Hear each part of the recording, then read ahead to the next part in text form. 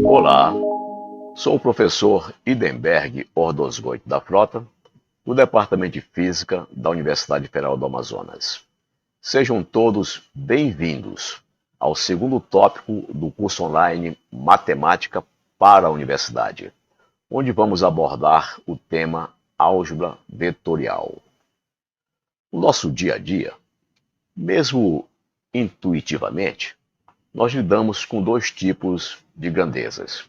As grandezas escalares, que precisam apenas de um número para ficarem bem definidas, e as grandezas vetoriais, que além de um número, precisam de uma direção e um sentido para ficarem bem representadas. Desde os nossos primeiros anos de estudos, nós aprendemos as quatro operações com as grandezas escalares: a soma, a subtração, a multiplicação e a divisão. Neste tópico, nós vamos aprender as três operações com as grandezas vetoriais, que são a soma, a subtração e a multiplicação. Nós vamos ver que realmente é prazeroso estudar matemática. Vamos lá? Matemática para a Universidade. Tópico 2. Álgebra vetorial. Nós vamos tratar neste tópico das operações com vetores. Quando estudamos as grandezas escalares, nós aprendemos as operações da soma, da subtração, da multiplicação e da divisão. Aqui, nas grandezas vetoriais, nós definimos apenas três operações: a da soma, a da subtração e a da multiplicação. A operação da divisão não é definida para vetores, pelas razões que apresentarei ao final deste tópico. Nós vamos tratar este tópico em quatro partes. Na primeira parte, nós vamos estudar as quantidades escalares e vetoriais, a representação dos vetores, igualdade de dois vetores, adição de vetores, subtração de vetores, multiplicação de vetores por escalares. Na segunda parte, veremos vetor em termos das suas componentes e adição de vetores por suas componentes. Na terceira parte, estudaremos o produto escalar e, para finalizar este tópico, na quarta parte, estudaremos o produto vetorial. Então vamos ao tópico 2 da álgebra vetorial, primeira parte do curso online Matemática para a Universidade. E vamos começar com as quantidades escalares e vetoriais. Esta figura que apresento ao lado é o palco onde vamos desenvolver toda a nossa álgebra vetorial. Então, vamos definir as quantidades escalares. Essas quantidades, elas são representadas apenas por um número e com uma unidade apropriada. Então, por exemplo, eu posso fazer a medida de um determinado comprimento. Este comprimento, ele fica bem definido apenas com um número. Por exemplo, o comprimento de um quarteirão, digamos que tenha 100 metros. Então eu tenho um número, 100, e a unidade, que é metros. Eu posso também medir a massa de um corpo e dizer que essa massa, por exemplo, desse corpo marrom, eu digo que esta massa tem 1 quilo. Então eu preciso desse número, apenas do número, para definir a massa deste objeto. E o quilo que aparece aqui é a sua unidade de medida. Além dessas, existem outros exemplos, como por exemplo o intervalo de tempo. Então, em resumo, as quantidades escalares são aquelas que precisam apenas de um número para ficarem bem definidas. O que nós vamos tratar neste tópico são das grandezas vetoriais. As quantidades vetoriais precisam mais do que um número para ficarem bem definidas. Além deste número, que representa a magnitude da grandeza vetorial, ela precisa também de uma direção e um sentido para ficar bem representada. Por exemplo, quando nós fazemos um deslocamento de Manaus para São Paulo, saímos de Manaus, pegamos um voo direto para São Paulo e percorremos 2.690 quilômetros e chegamos em São Paulo. Então, para eu definir exatamente de onde eu saí, para onde eu fui e onde eu cheguei realmente, eu preciso ter um número para dizer a distância que separa Manaus de São Paulo. Eu preciso deste segmento de reta azul que vai me dar a direção. De acordo aqui com a Rosa dos Ventos, para sair de Manaus para São Paulo, eu tenho que fazer um ângulo com a direção norte de aproximadamente 142 graus. Então, eu marco a direção norte, 142 graus no sentido horário, e percorro 2.690 quilômetros e eu chego exatamente no aeroporto de São Paulo. E além da distância e da direção que eu obtive pela Rosa dos Ventos aqui ao lado, eu preciso do sentido. O sentido é de Manaus para São Paulo. Portanto, o sentido é representado por esta seta que aparece aqui na ponta do segmento de reta azul. Mas eu poderia me deslocar de Manaus para São Paulo fazendo outros trajetos. Eu poderia, por exemplo, sair de Manaus e me deslocar para Belém. Do aeroporto de Belém, posso me deslocar para o aeroporto de Fortaleza. Do aeroporto de Fortaleza, me desloco para o aeroporto de Salvador. E, finalmente, a última etapa da viagem, eu me desloco do aeroporto de Salvador para o aeroporto de São Paulo. Por este caminho, também eu cheguei lá no meu destino. Mas, no final das contas, como resultado de todo esse deslocamento, o meu deslocamento final, de onde eu saí e aonde eu cheguei, é exatamente de Manaus para São Paulo, que é exatamente este segmento de reta azul, com a setinha na ponta, com 2.690 quilômetros de comprimento.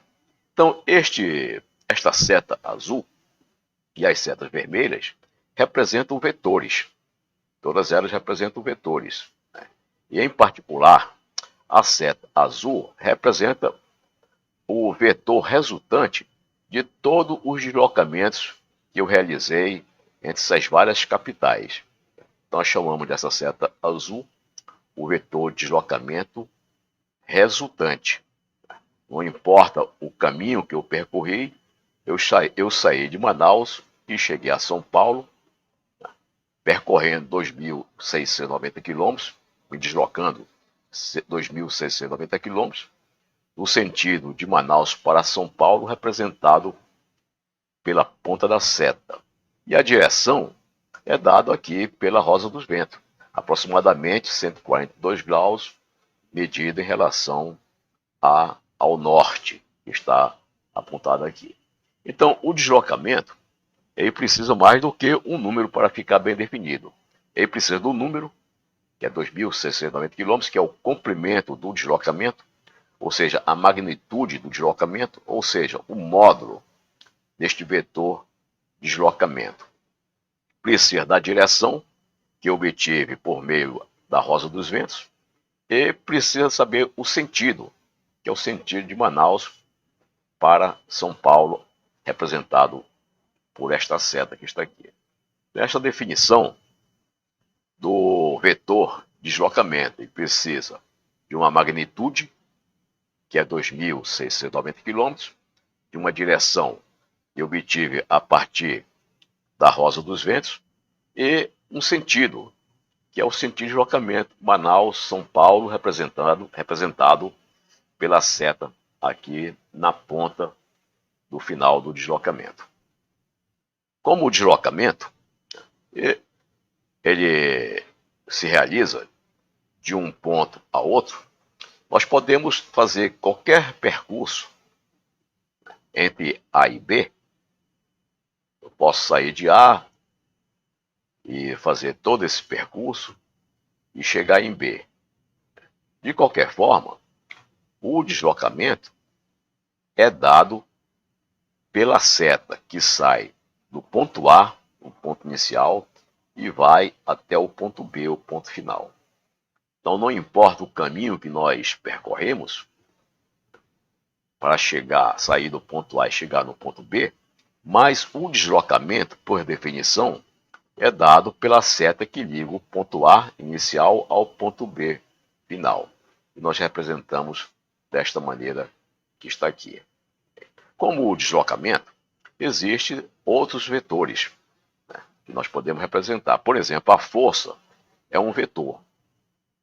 Se eu aplico esta chave de boca neste parafuso e aplico na sua extremidade esta força F, o efeito desta força é girar a chave no sentido anti-horário, ou seja, vai desatarrachar o parafuso.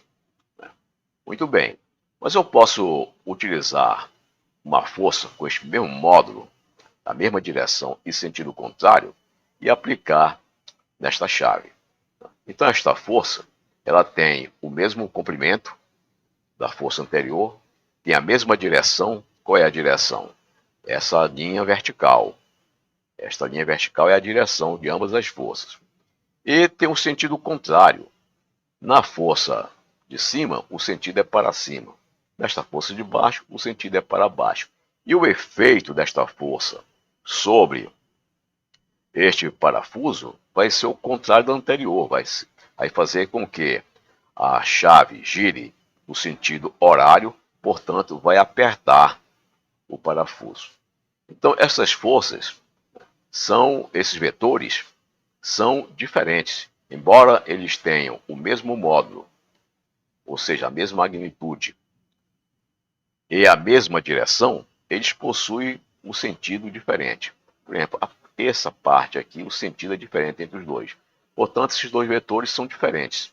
E os efeitos que eles produzem são diferentes um do outro. Uma terceira possibilidade seria aplicar esta força ao longo do eixo da chave. O que esta força vai fazer? Nada. Ela não vai nem apertar o parafuso e nem vai soltar. Não vai girar nem no sentido anti-horário, nem no sentido horário. Então, simplesmente, em termos de rotação, o efeito desta força é zero. E este vetor é totalmente diferente dos outros dois. Por quê? Porque ele tem uma direção diferente. Aqui, este vetor força está na direção horizontal. Os outros dois estavam na direção vertical. Então, este vetor possui direção diferente dos dois anteriores. O módulo é o mesmo, mas o sentido também é diferente. Então, este vetor, o terceiro vetor, também é diferente dos dois demais vetores. E, portanto, por isso, o seu efeito sobre a chave, se desatarracha o parafuso ou se aperta o parafuso, é diferente das outras duas situações. Então, nós temos vários exemplos de vetores, como a velocidade, a aceleração, o campo magnético e o campo elétrico. Então, nós vimos com isso que, ao contrário das grandezas escalares, as vetoriais precisam de 3 parâmetros para ficarem bem definidas. Precisam ter a magnitude, que é o comprimento do vetor, a direção, que é a linha onde ele está aplicado. Aqui, por exemplo, é uma vertical, aqui é uma horizontal. E o sentido, que é dado pela ponta da seta, para onde a seta está apontando. Bem, com isso nós definimos, né, as quantidades vetoriais, o que é como se representa um vetor geometricamente. Então vamos ver a representação algébrica dos vetores. Existem várias formas de nós representarmos algebricamente um vetor. Então, nós podemos usar uma letra maiúscula com uma setinha em cima ou uma letra minúscula com uma setinha em cima. Ambas podem representar o vetor. Outra forma é representar uma letra maiúscula em negrito sem a seta ou uma letra minúscula em negrito sem a seta. Ambas as formas também representam um vetor. Neste tópico de álgebra vetorial, nós vamos representar o vetor por uma letra em negrito, em lugar de representar pela seta. Então, nós podemos representar em negrito com letra maiúscula ou com letra minúscula. E ao longo deste tópico, nós vamos representar por letras em negrito. O módulo dos vetores também são representados de forma diferente. Por exemplo, eu posso representar este vetor A com a seta em cima desta maneira, simplesmente a letra A sem a seta em cima, ou a letra A com a seta em cima entre essas duas barrinhas. Essas duas barrinhas representam o módulo deste vetor. Ou então, este vetor que está escrito com letra minúscula, eu posso representar o seu módulo desta forma, o A minúsculo sem a seta, ou o A minúsculo com a seta, mas entre as duas barras que representam matematicamente o módulo. Quando nós usamos vetores em negrito, o seu módulo pode ser simplesmente a letra correspondente, sem o negrito, ou a letra com negrito entre as duas barras que representam matematicamente o módulo, ou com a letra minúscula. Podemos representar com a própria letra minúscula sem negrito, ou com a letra minúscula com negrito entre as duas barras que representam o módulo. Então, essas são as formas de representação dos módulos dos vetores. Todas elas são corretas. Nós vamos utilizar, em geral, esta maneira aqui, que é a própria letra que representa o vetor sem o negrito. Algumas vezes vamos utilizar também esta aqui, que é a letra que representa o vetor em negrito entre duas barras. Bem, a representação geométrica é dada desta forma aqui. Nós vimos a representação algébrica. Esta aqui é a representação geométrica que é dada por uma seta. Então, nós temos aqui este vetor, que representa esta seta, que representa o vetor A. Esta seta representa o vetor B. Esta seta representa o vetor C minúsculo. E esta seta representa o vetor D com letra minúscula. Então, todas elas são formas adequadas para representar os vetores algebricamente e geometricamente.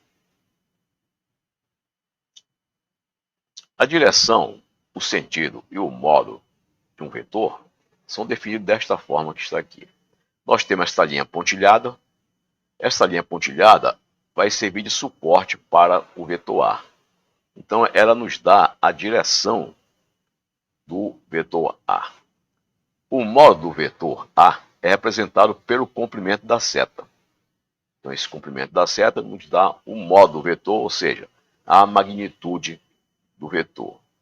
E o sentido do vetor é dado pela ponta da seta, para onde está apontando a seta. Neste caso, a seta está apontando nessa direção diagonal para cima. Então, este é o sentido do vetor A.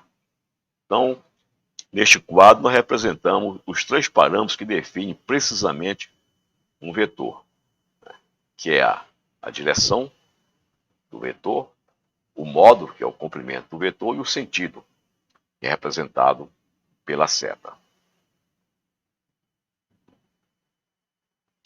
Então, vamos tratar da igualdade de dois vetores.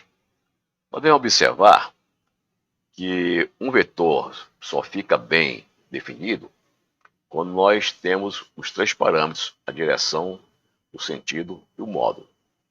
Então, dois vetores são iguais quando eles possuem a mesma direção, o mesmo sentido e o mesmo modo. Ou seja, dois vetores são iguais quando os três parâmetros que definem cada um dos vetores sejam também iguais. Então, dois vetores são iguais quando eles possuem a mesma direção, o mesmo sentido e o mesmo módulo. Então aqui ao lado mostramos 4 vetores que são iguais. O vetor A, o vetor B, o C e o D, eles possuem o mesmo comprimento, portanto, o mesmo módulo. Eles têm a mesma direção, que é representado pela linha vermelha, que são paralelas. Como elas são paralelas, então elas possuem a mesma direção. E também os 4 vetores possuem o mesmo sentido, que é representado pelas 4 setas.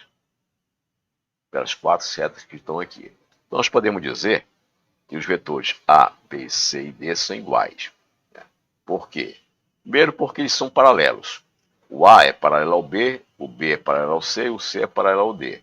Se eles são paralelos, eles têm a mesma direção. Segundo, eles possuem o mesmo módulo. O módulo de A, que eu represento pela mesma letra correspondente ao vetor sem o negrito. O módulo de B, o módulo de C e o módulo de D são iguais. Tem o mesmo módulo, portanto, tem o mesmo comprimento. E a seta que representa o vetor A, o B, o C e o D tem o mesmo sentido.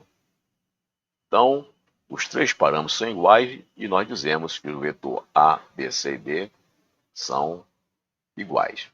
Então, 2 ou mais vetores só são iguais se eles possuem a mesma direção, o mesmo sentido, o mesmo módulo. É diferente das grandezas escalares, que são representadas por apenas um número.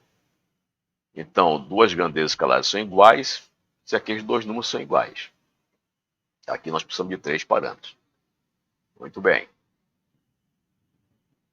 Então vamos começar o estudo da adição de vetores, utilizando o método de adição do triângulo.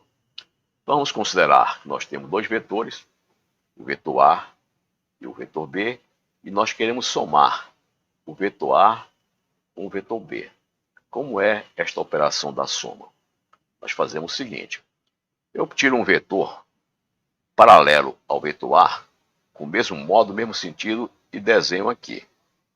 Depois eu pego um vetor B, que tem a mesma direção, o mesmo sentido e o mesmo modo deste vetor que está aqui, e acrescento a partir da ponta do vetor A, da ponta da seta do vetor A.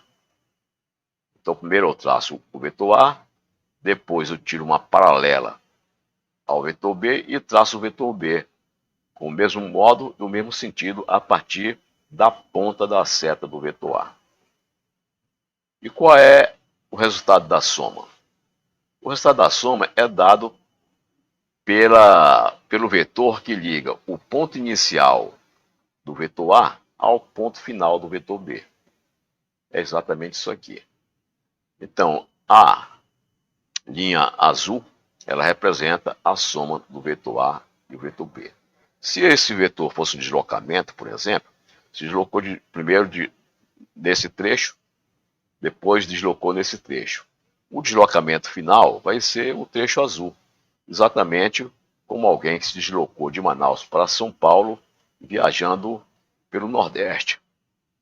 Mas no final das contas, o vetor que liga Manaus a São Paulo é sempre o mesmo, é uma reta com aquele comprimento que eu mostrei e o sentido Manaus-São Paulo. Então, este vetor azul é o vetor que nós chamamos de resultante, que é dado pela soma do vetor A mais o vetor B. Então é simples. A soma de 2 vetores pelo método do triângulo é exatamente esta construção que está aqui. Escrevemos primeiro o A, depois, a partir da ponta do A, escrevemos o ponto B e ligamos as 2 extremidades. Vai nos dar a soma. E a razão do nome método de adição do triângulo é porque nós formamos com essa operação um triângulo. Lado A, lado B e o lado R, que é dado pela soma dos dois outros lados. Bem, vamos fazer um exemplo da adição pelo método do triângulo. Vamos considerar esses 2 vetores, A e B, e nós queremos saber o modo e a direção do vetor resultante da soma de A com B. Essa escala está em metro, aqui a abscissa e na vertical a ordenada. Então o que nós fazemos? Nós vamos colocar o vetor A numa posição adequada para nós podermos colocar a partir da sua extremidade, na ponta da seta, o vetor B. Então eu vou pegar o vetor A, tirar uma paralela e colocar aqui na origem.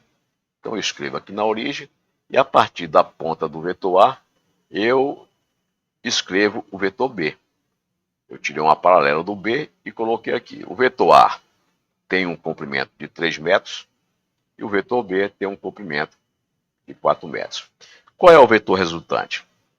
O vetor resultante é o vetor que sai daqui da origem, do início do vetor A, e vai até a ponta da seta do vetor B. Então, este é o vetor que representa a soma do vetor A com o vetor B. Nós vamos chamar de vetor C. Para ficar bem definido, nós precisamos saber qual é a sua direção. Ora, a sua direção vai ser dada por este ângulo θ aqui.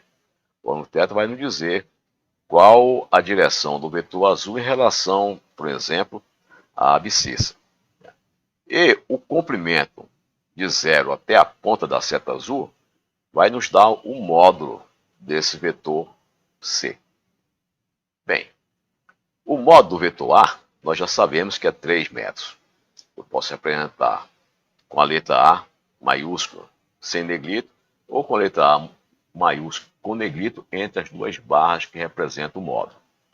O vetor B tem como módulo, tem como comprimento 4 metros, portanto seu módulo é 4 metros, que representa dessa maneira. A letra B maiúscula sem negrito ou a letra B maiúscula com negrito, mas entre as duas barras que representam matematicamente módulo, 4 metros.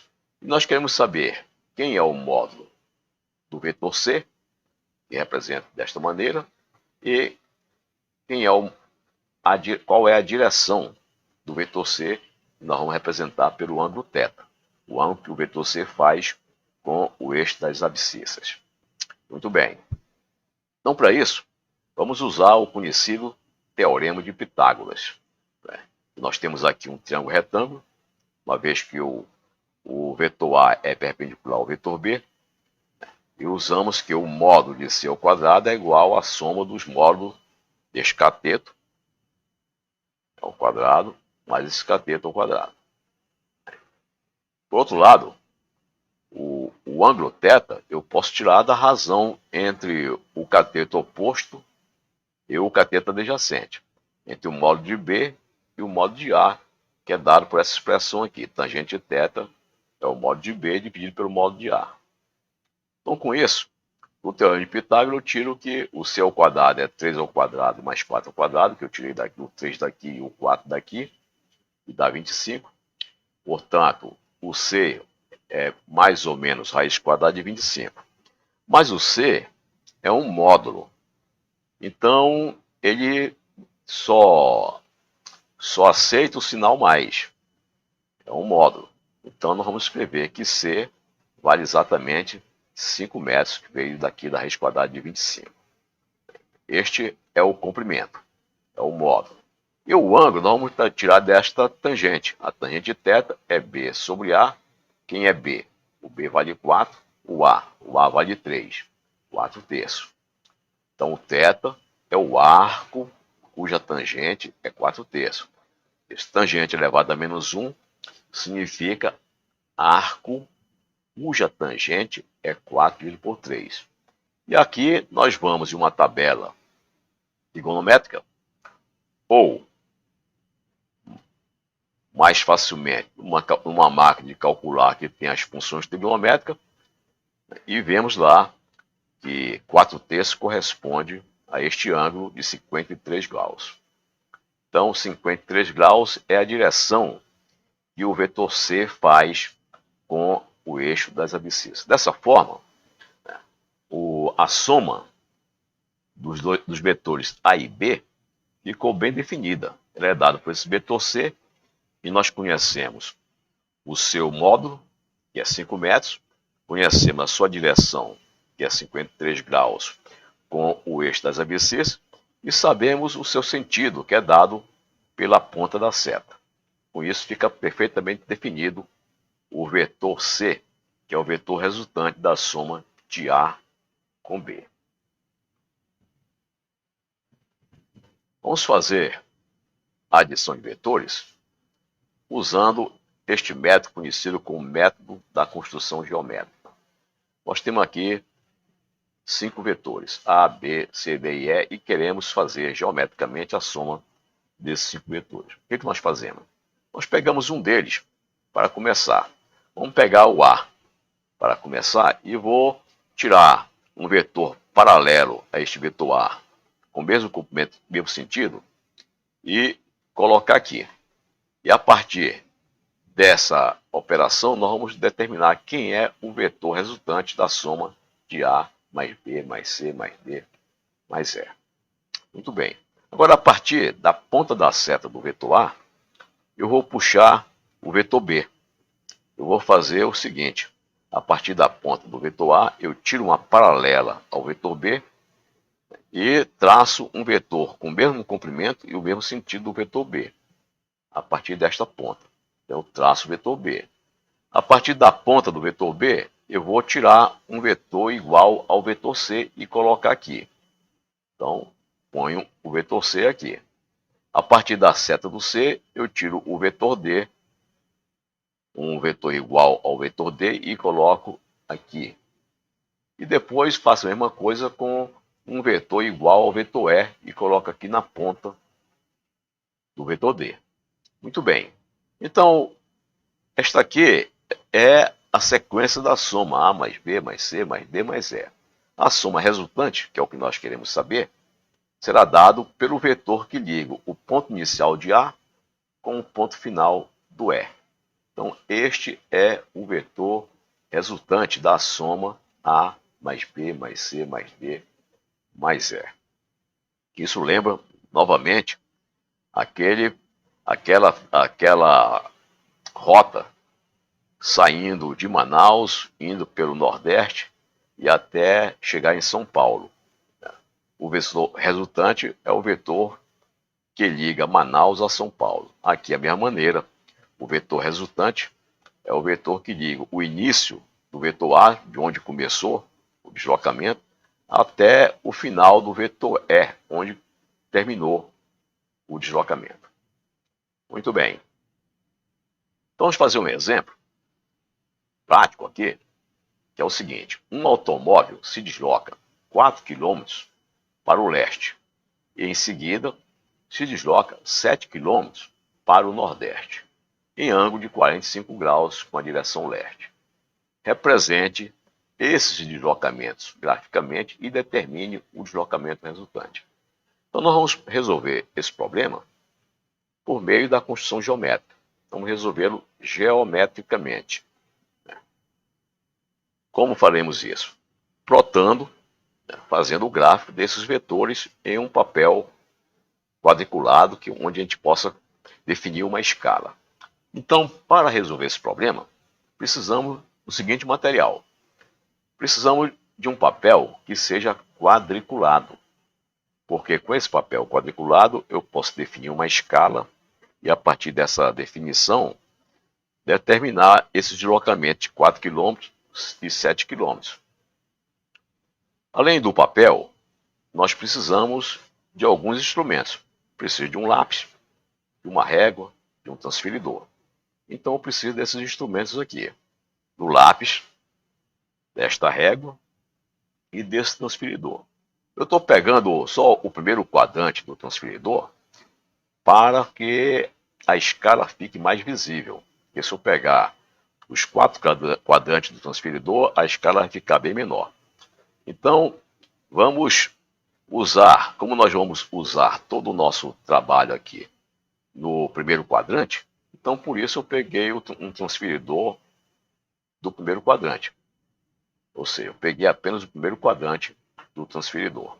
Bem, e tendo esses instrumentos, nós podemos traçar os respectivos deslocamentos. Então, a primeira coisa que fazemos é traçar os eixos das coordenadas. Nós temos aqui, no horizontal, o eixo de oeste para leste. Na vertical, nós temos o eixo sul-norte. E aqui a origem, onde vai começar o deslocamento. Bom, e aqui vamos considerar que uma quadrícula dessa represente 1 quilômetro no terreno. Aqui no papel, essa distância representa no terreno exatamente 1 quilômetro. Então, se esse primeiro deslocamento aqui para o leste é de 4 quilômetros, então nós vamos deslocar para o leste 4 quadrículas desta aqui. Então, vou marcar aqui na partir da origem 4 quadrículas e marco aqui o ponto A. Esse ponto A por onde se deslocou na direção leste. Muito bem. A partir do ponto A, ele se deslocou para o nordeste, formando um ângulo de 45 graus com a direção leste. Então, a partir daqui, eu vou traçar um vetor de 45 graus. Bem, para isso, eu preciso primeiro traçar aqui a linha suporte desse novo vetor. Para isso, eu preciso do transferidor. Eu coloco a origem do transferidor exatamente na ponta da seta, e vou medir daqui do eixo leste, no sentido anti-horário, eu vou medir 45 graus. Então aqui tem 10, 20, 30, 40, e aqui entre 40 e 50 está os 45 graus. Eu marco uma setinha azul este ponto aqui, que é o ponto 45 graus, e a partir daí eu traço essa linha pontilhada, formando 45 graus com a direção leste. Então nós temos aqui a direção desse novo deslocamento de 7 km. Então, a partir de A, nós vamos nos deslocar ao longo da linha pontilhada mais 7 km. Então, para isso, eu preciso da régua para medir o comprimento desse deslocamento na direção da linha pontilhada. Então, eu coloco a régua, a origem na ponta do vetor A e marco aqui os 7 km. Marco os 7 km. Com isso, ficou definido o módulo desse novo deslocamento. Eu tenho agora um novo deslocamento que sai do ponto A e vai ao ponto B e percorre nessa direção 7 km. E qual é o deslocamento resultante disso? Ora, o deslocamento resultante vai ser o deslocamento que sai da origem em uma linha reta e vai até o ponto B. Então, este é o deslocamento resultante da origem até o ponto B. Então, agora nós precisamos saber desse deslocamento resultante o seu módulo, ou seja, o comprimento desta seta, né, e o ângulo que ele faz com a direção leste, que vai nos dar a direção que ele resultante. O sentido é dado pela própria seta. Bem, então para saber o módulo vetor OB, nós precisamos novamente da régua. Então coloca a régua ao longo do vetor OB, a origem da régua coincidindo com a origem das coordenadas, e meço aqui. Eu vejo que tem 10, 10,1, 10,2 km.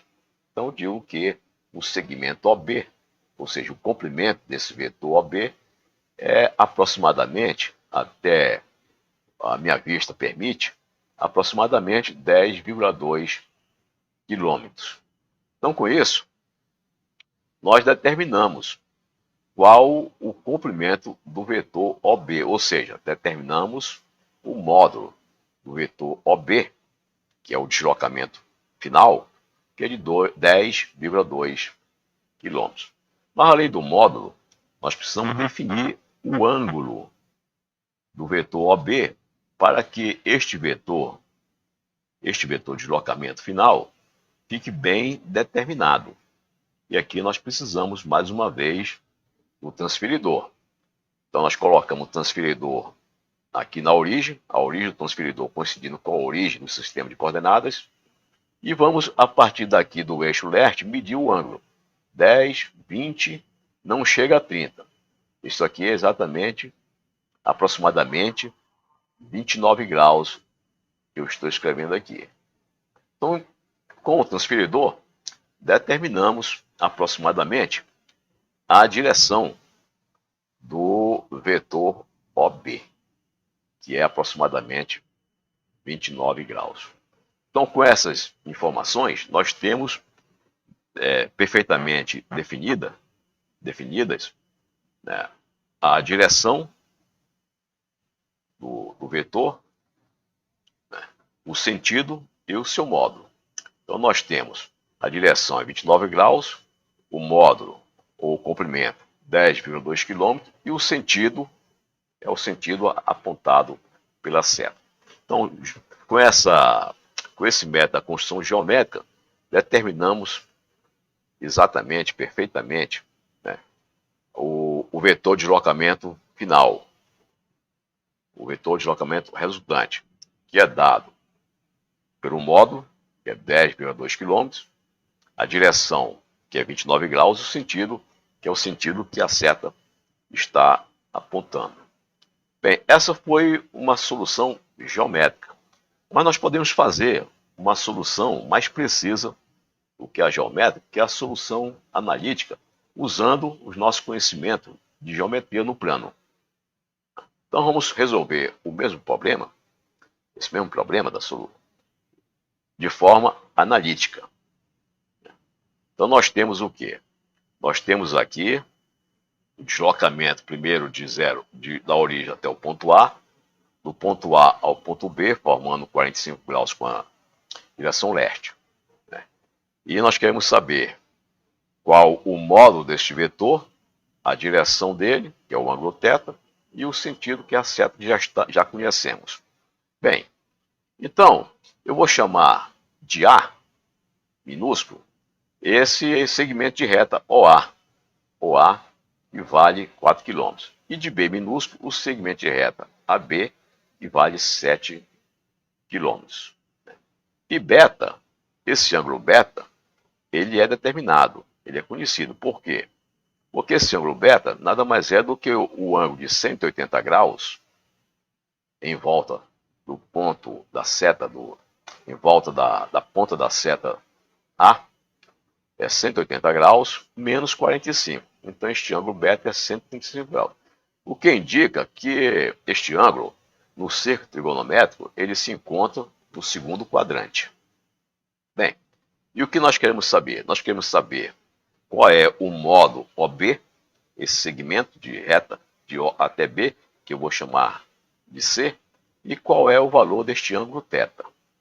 Então nós temos assim esse triângulo que tem como os lados A, B e C. O lado A, o lado B e o ângulo beta nós conhecemos. Nós queremos saber o quê? O lado C e o ângulo θ. Para isso, nós vamos usar a lei dos cossenos da geometria. A lei dos cossenos diz o quê? Que este lado ao quadrado é igual à soma deste lado ao quadrado com este outro lado ao quadrado, menos duas vezes o produto do A com B, vezes o cosseno deste ângulo. Este ângulo beta, que é o ângulo oposto ao lado C que nós estamos querendo determinar. Então vamos usar a lei dos cossenos, onde o A e o B nós conhecemos, um é 4, outro é 7. E o que o beta nós conhecemos, que é 135 graus. E o que nós não conhecemos aqui nesta expressão é apenas o C, que nós vamos conhecer agora. Então vamos substituir esses dados na expressão da lei dos cossenos para determinar o valor de C. Vamos fazer assim. Como o 135 graus está no segundo quadrante, então o cosseno de 135 graus é igual a menos cosseno de 45 graus. O cosseno de 45 graus é raiz de 2 sobre 2. Então vai ficar menos raiz de 2 sobre 2. E aqui nós temos a lei dos cossenos. Substituindo esses resultados aqui, nós vamos ter que C ao quadrado é 4 ao quadrado mais 7 ao quadrado menos 2 vezes A vezes B, 4 vezes 7 vezes menos raiz de 2 sobre 2, que é o cosseno de 135. Fazendo essas contas, nós encontramos que o C vale 10,23 km. Então, este é o resultado exato até a segunda casa decimal. Comparando este resultado com o resultado que obtivemos geometricamente, o C geométrico deu 10,2 km, que é a precisão que nós temos naquela régua. O resultado mais preciso é o resultado analítico, que nos dá 10,23 km, exato até a segunda casa decimal. Bem, depois disso, nós precisamos calcular quem é o ângulo θ. Já temos um módulo do vetor OB. Nós precisamos agora saber quem é a sua direção, que é o ângulo θ. Bem, para determinar essa direção, vamos usar também a geometria, a lei dos senos, que diz o seguinte, que o lado B de um triângulo está para o seno do seu ângulo oposto, então B está para o seno de θ, assim como o lado C, um outro lado, o lado C, está para o seno do seu ângulo oposto. No caso aqui, o ângulo oposto do lado C é beta. Então, nós vamos usar essa lei dos senos e calcular quem é o ângulo θ. Então, com isso, eu tiro que o seno de beta é raiz de 2 sobre 2, que nós obtivemos, por quê? Porque o beta está no segundo quadrante, e o seno do ângulo no segundo quadrante, de 135 graus, no segundo quadrante, é igual ao seno de 45 graus, que é a raiz de 2 sobre 2. Muito bem. Com isso, substituindo o valor de B, que é 7, o valor de C, que é 10,23, o valor de seno beta, que é a raiz de 2 sobre 2, nós tiramos o seno de θ. Então, o seno de θ dá isso, 0,483836. Então, este ângulo, este seno, representa um determinado ângulo no primeiro quadrante. Que ângulo é esse? Vai ser o ângulo cujo seno é 0,483836. Eu vou na máquina de calcular, que tem as funções trigonométricas, e pega a função inversa do seno, que nos dá o arco, que é 28,94 graus.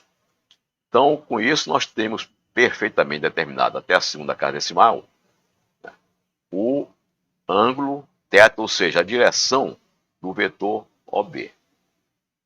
Relembrando o resultado que nós obtivemos geometricamente, nós encontramos geometricamente que o θ vale 29 graus. Então, com isso, nós observamos que a solução geométrica, embora aproximada, que depende da precisão do nosso instrumento, ela dá um resultado muito bom, um excelente resultado, comparado com o resultado exato obtido analiticamente. Nós usamos aqui duas leis da geometria. A lei dos cossenos, para determinarmos o lado C, e a lei dos senos, para determinarmos o ângulo θ. Estas duas leis, nós vamos demonstrá-las usando a álgebra vetorial. Então, na terceira e na quarta parte deste tópico, nós vamos demonstrar, respectivamente, a lei dos cossenos, usando o produto escalar, e a lei dos senos, usando o produto vetorial, e nós vamos ver que é muito simples demonstrar essas duas leis usando a álgebra vetorial. Até a pouco, para a gente resolver essas duas questões. Muito bem, aqui nós temos 5 vetores agora no espaço, em 3 dimensões. Então, nós temos aqui os 3 eixos de coordenadas, x, y, z, perpendiculares entre si. O vetor A é um vetor que é paralelo ao plano YZ. O vetor E também é paralelo a esse plano YZ. O vetor D está na vertical, apontado para cima, perpendicular ao plano XY. O vetor B é paralelo ao plano XY, ou seja, perpendicular ao plano YZ, e apontando na direção positiva do eixo X. E o vetor C é um vetor paralelo ao plano YZ e também paralelo ao plano YX, né? E apontando no sentido negativo do eixo Y. Então, a operação que nós vamos fazer aqui para fazer a construção geométrica desses 5 vetores é a mesma que fizemos no plano, exatamente a mesma.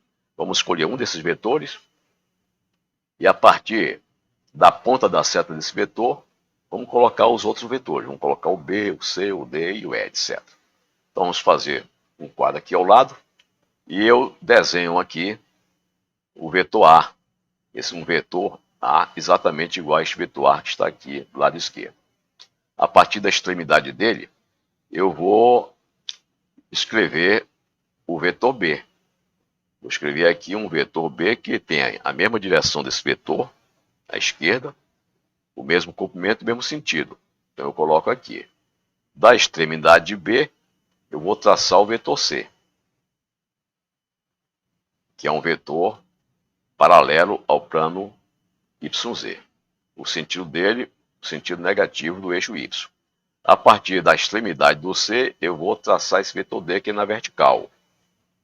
Tracei o vetor D aqui na vertical, sentido para cima.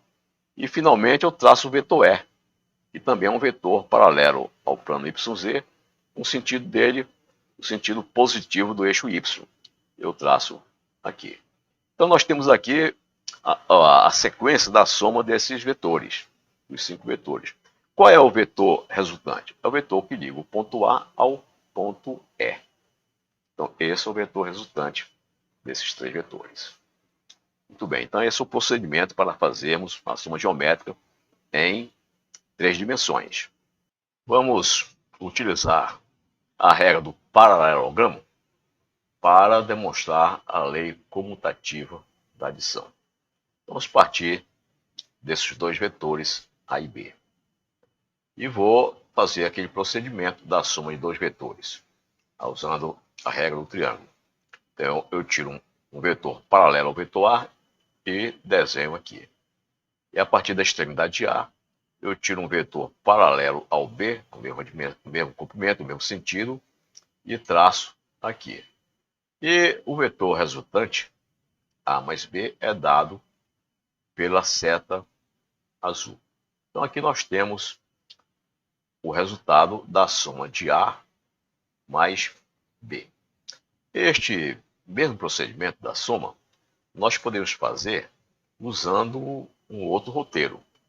Podemos ter feito o seguinte: traçado primeiro o vetor B, está aqui, e da extremidade de B, tirado um vetor paralelo ao vetor A, com o mesmo comprimento e o mesmo sentido, que é o que está aqui. Muito bem, então eu tenho aqui o vetor B mais o vetor A. E o vetor resultante de B mais A é dado pelo vetor que liga o ponto inicial de A, de B, ao ponto final do A. Então, este é o vetor B mais A. Agora, lembrando o caminho anterior que fizemos, nós podemos colocá-lo aqui e chegarmos à conclusão que, vindo por baixo A mais B ou vindo por cima B mais A, nós vamos ter a mesma resposta para a soma dos vetores, que é exatamente um vetor cujo comprimento é dado pela diagonal deste paralelogramo, coincide com essa diagonal, e o sentido é nesse sentido que mostra a seta. Isso significa dizer o seguinte: nós mostramos, usando esta regra, que é a regra do paralelogramo, que o vetor A mais B comuta com o vetor B mais A. Ou seja, A mais B é igual a B mais A, significa o quê? E nós podemos comutar o vetor A com o vetor B, o resultado é o mesmo. Por exemplo, do lado esquerdo eu tenho A mais B. Se eu trocar no lado esquerdo o A pelo B e o B pelo A, eu vou ter o que está aqui do lado direito. Por isso nós dizemos que o vetor A e B, na soma, eles comutam. E esta regra chama-se lei comutativa da adição de vetores. E para obtê-la, nós usamos esta regra do paralelogramo. Muito bem. Então nós podemos dizer que o vetor resultante de A mais B ou B mais A é a mesma coisa. Então aqui eu digo que R é o vetor resultante da soma do vetor A com B, ou é o resultado da soma do vetor B com A. Depende se eu fiz a determinação pelo lado de baixo da diagonal do paralelogramo ou se eu fiz pelo lado de cima da diagonal do paralelogramo. De qualquer forma, o resultado é o mesmo, que é um vetor cujo comprimento é dado pelo comprimento da diagonal do paralelogramo. A direção é a direção da diagonal do paralelogramo, o sentido é este mostrado pela seta. Muito bem. Então vamos ver a lei associativa da adição de vetores. Bem, vamos utilizar esses três vetores, A, B e C, e vamos trazê-los para cá, para este quadro à direita. Eu tirei um vetor paralelo a, com o mesmo comprimento, no mesmo sentido, coloquei aqui. Outro paralelo a B, com a mesma direção e o mesmo sentido, coloquei aqui. E o mesmo comprimento. E o outro paralelo a C, mesma direção, o mesmo comprimento e o mesmo sentido. Bem, o vetor resultante de A mais B mais C é o vetor que liga o ponto inicial de A com o ponto final de C. Exatamente como nós fizemos no início desta primeira parte, no deslocamento de Manaus para São Paulo, indo pelo litoral. Bem, então vamos fazer agora esta soma de duas formas distintas. Na primeira, vamos fazer o seguinte. Primeiro vamos somar o vetor B com o vetor C. Ora, a soma do vetor B com o vetor C é um vetor que tem a origem na origem do vetor B e a sua extremidade na extremidade do vetor C. Então, este aqui é o vetor B mais C. Agora eu posso somar o vetor A com o vetor B mais C. Quando eu somo o vetor A, em vermelho, com o vetor B mais C, onde o vetor B mais C começa na extremidade da seta de A, eu ligo o ponto inicial de A com o ponto final da seta do B mais C, que é a seta azul. Quando eu faço isso, eu tenho como resultado a resultante dos três vetores, escrito desta forma. É o vetor A mais o resultado da soma, botei entre parênteses, o resultado da soma de B mais C. Bem, fazendo de uma outra forma, e encontrando esse mesmo resultado, nós procedemos da seguinte maneira. Primeiro, eu vou somar o vetor A com o vetor B. Quando eu somo o vetor A com o vetor B, temos como resultado um vetor que sai da origem de A e vai até a extremidade do B. Então, esse aqui é o vetor A mais B. Agora eu posso pegar este resultado A mais B e somar com C. Então, o C já está aqui, o início do C já está na extremidade de A mais B. Então, o resultado da soma do vetor azul com o vetor C é um vetor que tem a origem aqui na origem de A mais B e tem o seu final na ponta da seta do vetor C. Então, seria isso aqui. De qualquer forma, vindo pela maneira que fizemos aqui na figura do centro, ou pela maneira que fizemos na figura da direita, nós encontramos o mesmo resultado. Nós encontramos o mesmo resultado R, a resultante. Pelo lado esquerdo, nós vimos que A somado com o resultado de B mais C dá este vetor preto. Pelo lado direito, vimos que A mais B somado com C dá esse resultado em preto. E esses dois resultados são exatamente iguais. Então, nós podemos escrever que a soma de A com o resultado da soma de B com C é igual ao resultado da soma de A com B mais o C. A isso nós chamamos de lei associativa da adição de vetores. É aquela mesma lei que é válida também para os escalares.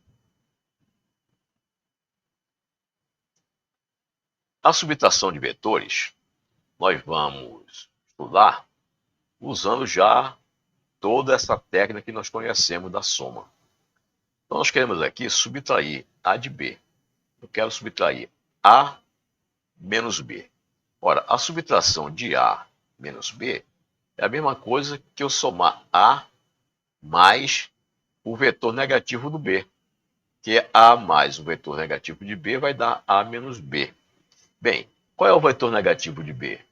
Este vetor em preto, ele tem o mesmo comprimento do B, é paralelo ao B, portanto, tem a mesma direção, e tem um sentido oposto, devido a esse sinal negativo aqui. Então, o sentido é oposto. Eu vou fazer a seguinte soma. Eu vou somar A com menos B. Quem é o menos B? O menos B é o vetor que tem um modo igual a B, a mesma direção, mas o sentido invertido. O B está para cima e o menos B está no sentido oposto, para baixo. Muito bem. Então eu vou fazer essa soma. A mais menos B.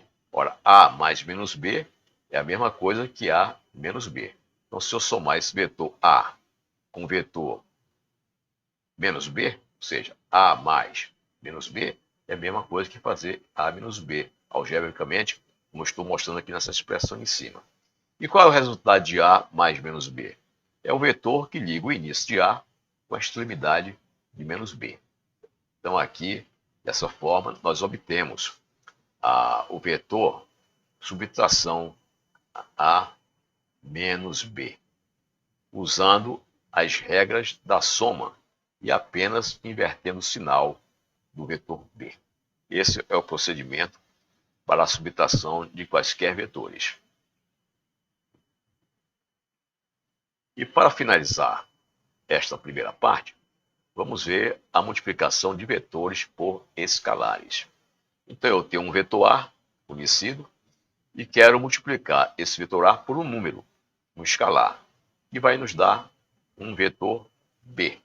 Como seria este vetor? Então eu tenho aqui o vetor A, digamos que o C vale 3. Muito bem. Então se o C vale 3, eu vou ter o quê? 3A é a mesma coisa que eu somar 3 vezes o A. A mais A dá como resultado 3A. Então eu vou fazer o seguinte, eu vou pegar o A e somar 3 vezes. Eu puxo uma paralela a esse vetor A e coloco aqui. A partir da extremidade deste A, eu traço um segundo A. E a partir da extremidade deste A, eu traço o terceiro A. Então aqui eu tenho 1, 2, 3 vetores A. O resultado, portanto, vai ser o quê? A resultante disso vai ser um vetor que começa aqui no início do primeiro A e termina na extremidade do terceiro A, que é este vetor azul. Então este vetor azul, ele tem o mesmo comprimento de 3 vezes o vetor a mesma direção, uma vez que ele é paralelo a A, e o mesmo sentido. Então, nós sempre podemos multiplicar um vetor por um escalar, o vetor resultante vai ser um vetor que tem a mesma direção e o mesmo sentido do vetor A, e o módulo dele vai ser o escalar que nós multiplicamos vezes o módulo do vetor A. É desta maneira que fazemos a multiplicação de um escalar por um vetor qualquer.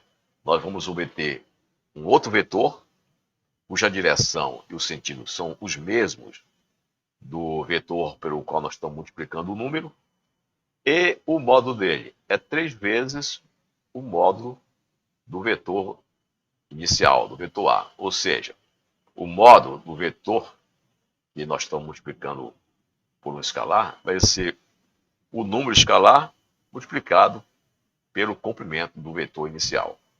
Muito bem.